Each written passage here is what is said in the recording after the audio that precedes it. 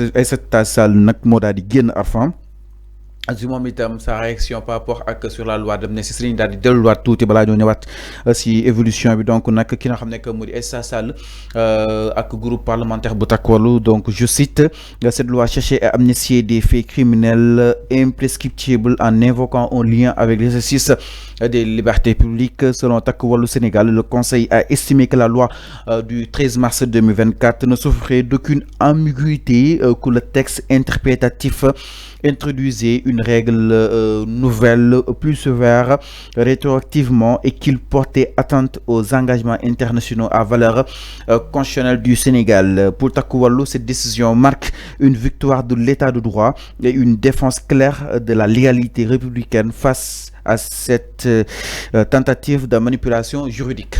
jàpp na ni itam si diwaanu li nga xam ne que moo di engagement internationaux yi nga xam ni itam le Sénégal xaatim na ko pourtant ñoom alerté woon nañ ki nga xam ne que moo di Amadou Ba waaye bëgguñu mës a déglu si wàllu wunu mel yi itam ñi ngi sant bu baax ak gërëm li nga xam ne que moo di le conseil constitutionnel parce que dafa daal di jàpp ni le conseil dafa daal di doxal li nga xam ne que moo di benn état de droit waaye itam gën a leeral li nga xam ne que moo di askan wi jëm si li nga xam ne que moo di une défense claire et la légalité républicaine face à une tentative de manipulation juridique. Moom la Aïssata Sall ak l'ensemble justement bu groupe Takku Wallu daal di xamle jëm si boobu dina xam ne que mu di loi d'amnistie bi nga xam ni itam jàpp na ni souffriwul benn li nga xam ne que moo di jëf lu dul ni day daal di cherche yu mi daal di protéger waaye nag dorénavant yi fii nag jeex na ndaxte li nga xam ne que moo di conseil constitutionnel déduire na par rapport ak wàllu wu ni mel Arfan. Est-ce que cette réaction bu Aïssata Sall peut-être bett na la jëm si boobu dina xam ne non mais non bettuma non bettuma. Qu'est-ce que tu veux que Aïssata Tall Sall wax mais lii la mën a wax. Mais je rappelle aussi que ni ñoom ñoo fi. Elle est constante peut-être Arfan parce que lii la doon wax aussi Assemblée nationale. Oui je rappelle aussi ni que ñoom Aïssata Tall Sall yëpp magistrat yi ñu doon jiiñ de corruption ñoom ñoo nekk conseil constitutionnel ba léegi kenn changé wu leen. ñi waraloon ñu toxal élection présidentielle bi ba ñu dem Assemblée nationale. magistrat yooyu ñoo nekk conseil constitutionnel ba léegi. Il faut que ñu fàttali leen ko pour ñu xam. ni que magistrat yooyu ñoom Ahmed Cheikh Tidiane Coulibaly. ñoom Cheikh Ndiaye ñoom magistrat yooyu fa nekk yëpp excepté tey dem si yàlla si Badio Camara magistrat yooyu ñoo fa nekk ba léegi kenn changé wu leen kenn changé wu leen donc li nga doon ñaaw li dëmb tey nga rafetal ko c'est paradoxal. magistrat yi nga doon ŋàññi dëmb tey ñoom ngay xalamal yaa ngi dégg wax ji man sama wax neexul de. dama ne. non non waa PDS ñoom ñoo ko ngaañ. ak waa Benno Bokk Yaakaar ñan ñoo ko voté woon ñan ñoo ko voté woon. non attends ñan ñoo voté woon la loi. non Arfan ñu wax sur les faits Arfan. Fallou non Arfan ñu wax sur les faits. Fallou da nga ne bu kenn manipuler kenn. PDS ñoo defoon accusation. ok léegi waa Benno Bokk Yaakaar léegi Macky Sall vu que mu ne kon PDS ñi ngi accusé de corruption mu bëgg élection yu leer moo tax mu décidé pour dem soutenir li nga xam ne moo di waa PDS. parce que pour ñu leeral. ma xam loolu am na. mais waa APR confirmé wuñu que ni. dama lay xaar nga wax ba pare ma jàppale ci say wax concrètement. pare nga allez-y waaw. nooy soutenir waa PDS te ñu tuumal sa premier ministre bu bokk Benno Bokk Yaakaar. kon yow boo naree défendre ci ñaari kan nga waroon défendre. C'était pour peut-être clarifier la situation. C'est faux c'est faux c'est faux. Un premier ministre est en même temps candidat déclaré aux élections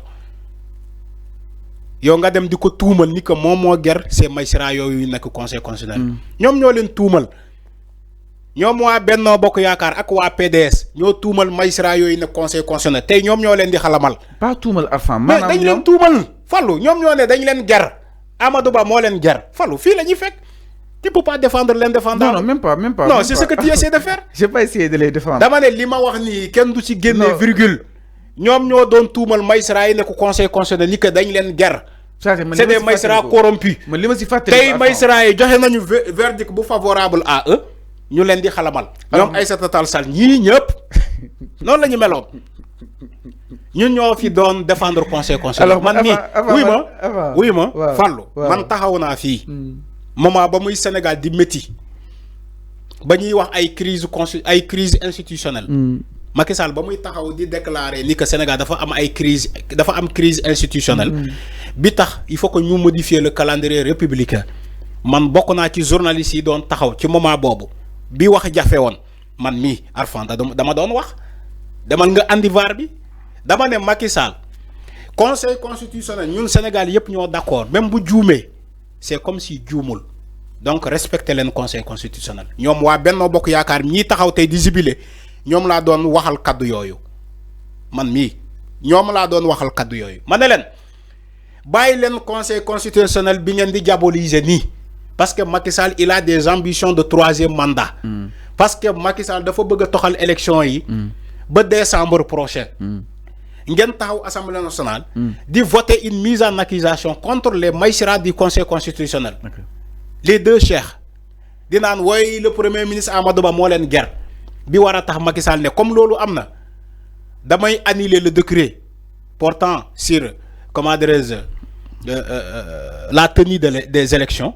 Macky Sall modifier le décret boobu jaarale ko Assemblée nationale par une nouvelle loi ñoom ñu voté ko sous forme que dañoo ger ay magistrats yi ne Conseil constitutionnel tey ñoom ñii taxaw di jubilé ñoom ñoo taxaw tey di jubilé grâce à ces mêmes magistrats parce que magistrats yu kenn changé wu leen magistrats yi fa nekk kenn changé wu leen de ba léegi ñoom ñoo fa nekk c'est comme si ñoom xam nga Benno Bokk Yaakaar ils ont un problème avec la loi. Je ne sais pas que si les Sénégalais ont fait ce constat-là. Moi, j'ai fait ce constat. Wa APR, wa Benno Bokk Yaakaar, ils ont un problème avec les lois. Respectez une loi. Respectez une loi. Fallait une constitution, fallait une loi, fallait une juridiction, fallait une décision de justice. Tay lañ ko fallait. Mais bañu nekké au pouvoir, musuñu fallait ben ci ñooñu yi ma cité. Bo gisé ma wax la lool.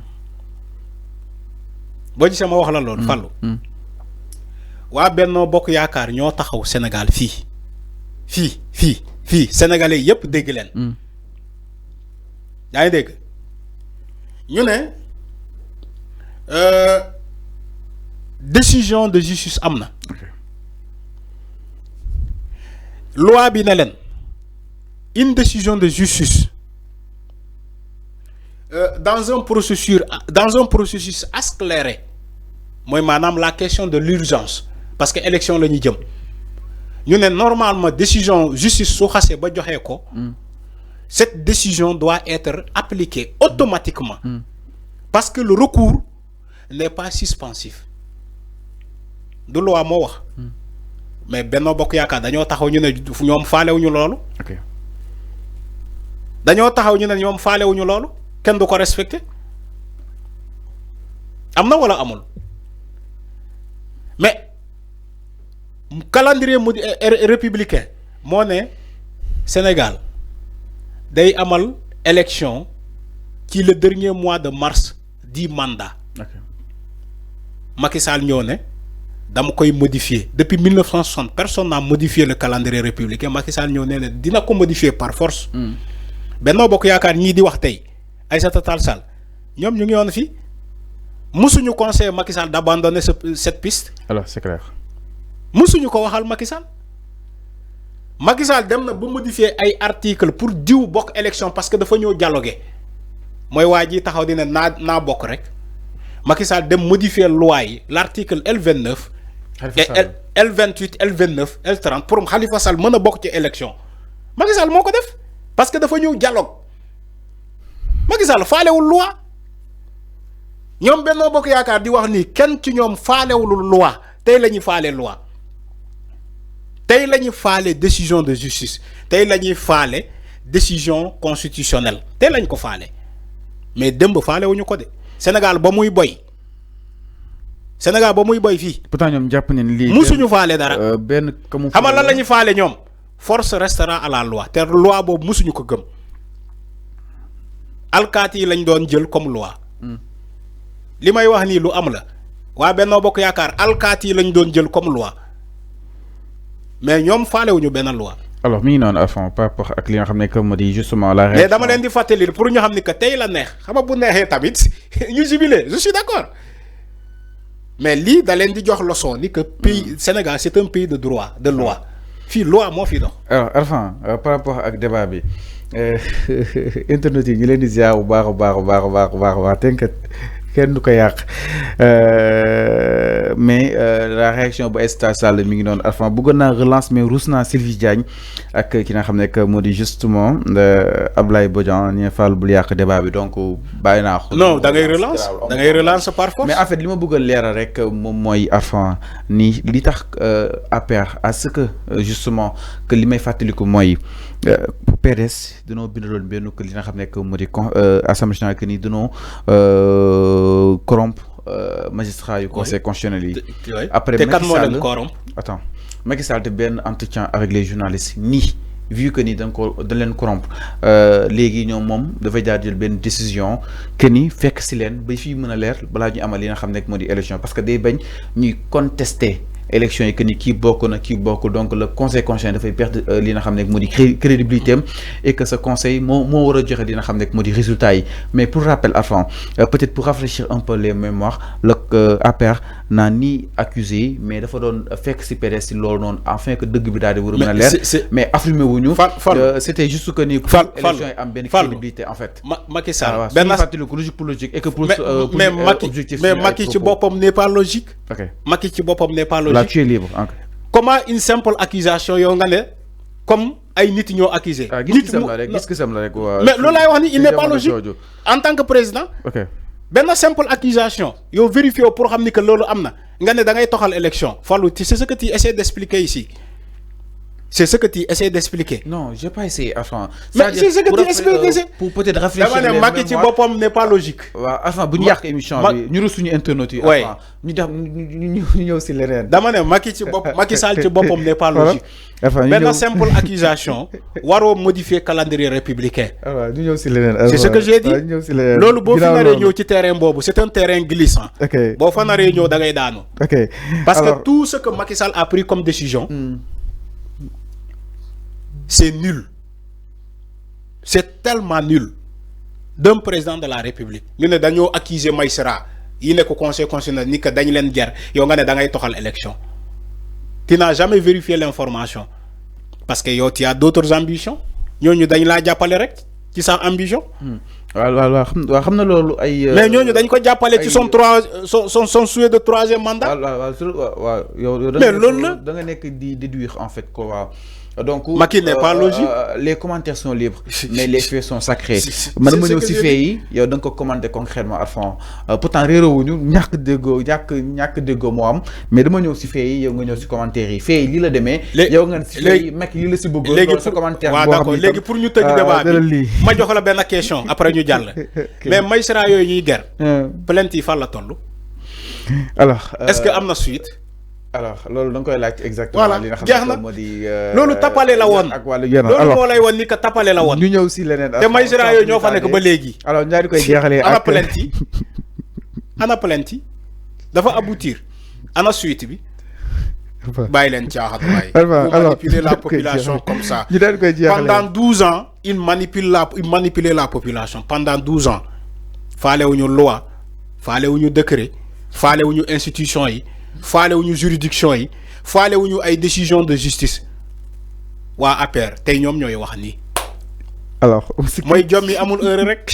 alors on se quitte avec le jom yi amul heure thématique. te ñoom ñooy wax ñëw si li nga xam ne ñoom ñooy bàkku tey te ñoom ñooy bàkku ñi fi nekkoon pendant 12 ans faalewuñu dara. coupé leen ma micro Arfan ma ñëw si dernier point bi. incha allah alors donc mi ngi